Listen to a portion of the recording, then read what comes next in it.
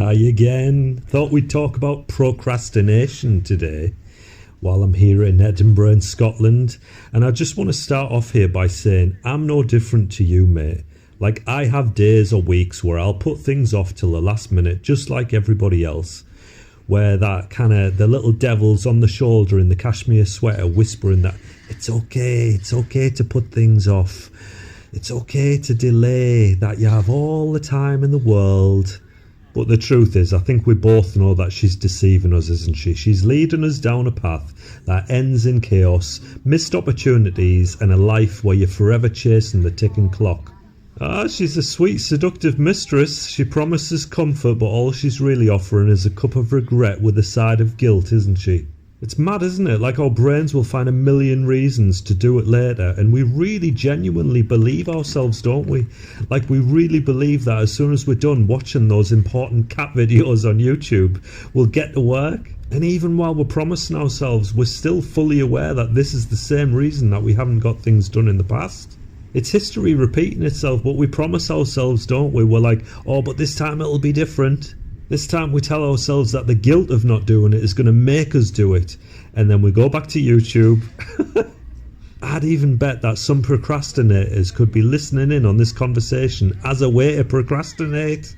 Oh man, if any of those guys could hear me now, I'd ask them, how's your anxiety feeling right now, while I'm reminding you of these things that you should be doing. Yeah, procrastination, it's such a cunning little fiend, isn't it? Like, it lures you in with the illusion of relaxation. But the truth is, you're never really relaxed when you're procrastinating, are you? Because there's always that nagging little whisper that's telling you that the things you're putting off are growing in size and importance with every moment that you're ignoring them. And then the real damage comes when that moment of later actually arrives and suddenly you're there scrambling, trying to do everything at once. It's like trying to build a house on top of a sinking foundation. Procrastination turns small tasks into monsters, and then by the time you face them, they're not even tasks anymore. They're like these massive dragons. See, this is the thing, isn't it? We go into panic once we know we're out of time. And I bet for some people, if they didn't have that deadline, they would probably actually put things off forever, and that would be a horrible place to be, because if you keep putting things off and putting things off, you're basically putting your dreams off, aren't you? It's forever chipping away at your soul. You start to kind of lose a piece of your heart that was meant for bigger and better things, all taken away from you just because of a simple lack of effort. Right, so how do we fix this? Well, I mean, as always, mate, I can only tell you what's worked best for me, but I don't think it's a one-size-fits-all mold, to be honest. All I can really suggest is that you try it and see for yourself, but personally, I think the first step is to remind yourself that everybody procrastinates to like different degrees, so you're not alone. This way it should at least diminish some of the guilt that you might be feeling. And then the next most important step, I think, is to prevent yourself going into like a kind of DER state where you're aware of when you're putting things off. But, and this part's crucial by the way, rather than berate yourself or distracting yourself even further, just decide that you'll do one little thing that helps. I can give a great example here because, as you know, I do a bit of window cleaning as my job. But I don't have to do it, you see. I don't need to do it. I can live off my investments, or I can just choose not to go to work that day if I don't want to go. Like, I could literally put it off for days or even weeks.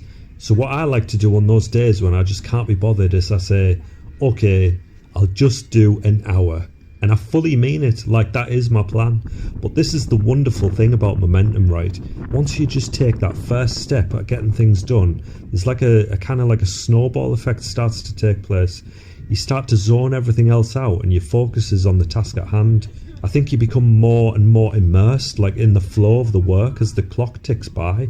And before you know it, you're on a roll and you feel like you can do a bit more and a bit more and a bit more, and until eventually it's like a big sizable chunk of what you actually wanted to do gets done. It's a great little hack, if you can call it a hack. Is it a hack? I don't know. But one last thing I'll suggest, and I'll leave you with this, is if you struggle to even get started on that first hour, is to just say to yourself, right, you've got 5 minutes to start. Set a timer if you want to, if that helps. But it's just taking that first step that's important. Momentum is the nemesis of procrastination, because once you're moving, even just a little bit, you'll start to feel the satisfaction. And before you know it, you'll have transformed the beast of procrastination into a small, docile kitten. That's the trick, mate. That's the real trick. It's just getting started.